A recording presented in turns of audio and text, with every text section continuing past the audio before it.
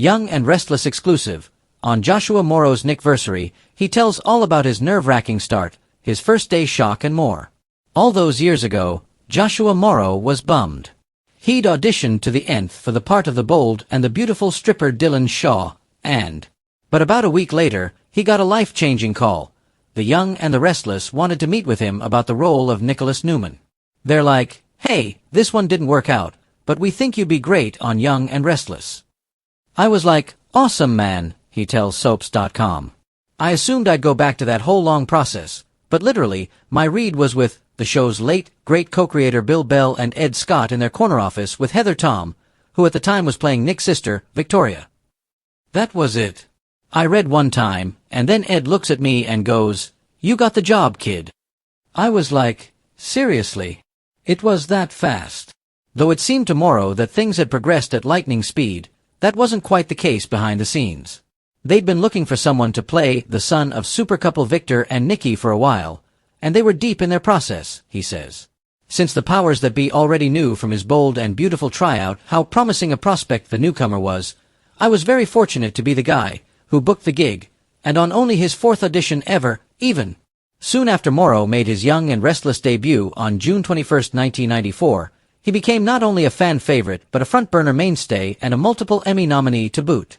At this point, the leading man is as pivotal to the show as Nadia's theme, and shipper wars between supporters of Fick and Chick.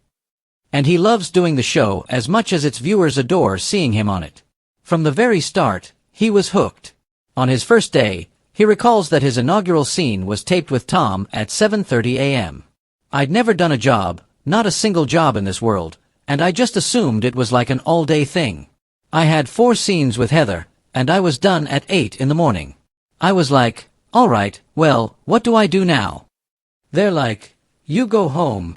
Back then, I was still living with my mom, so I drove home and walked in the house, and my mom's like, "What are you doing here? Did you get fired?" He continues. I'm like, "No, I shot my show. I'm done for the day." Now, it's rarely like that, but it's a great schedule.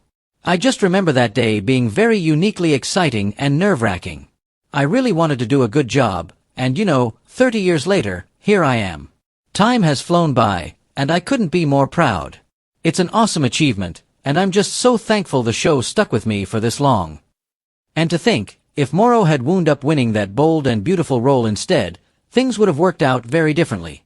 I joined Young and Restless shortly after Dylan Neal had started on Bold and Beautiful, so I saw him all the time. We became buddies, but I want to say he only lasted 2 or 3 years, and that could have been me. They could have been like, "You know what? We're done." But getting Nick Newman, who's obviously a cornerstone of the show and a huge part of this main family. I mean, some longevity was sort of baked into it. Assuming that's what I wanted to do and was responsible and showed up on time and was efficient, I could stay as long as I wanted pretty much. Luckily, Morrow isn't one of those actors who sees daytime as a stepping stone to higher profile work. I couldn't want to be famous less, he says, and for all intents and purposes, I'm not. Nobody cares what I do in this town.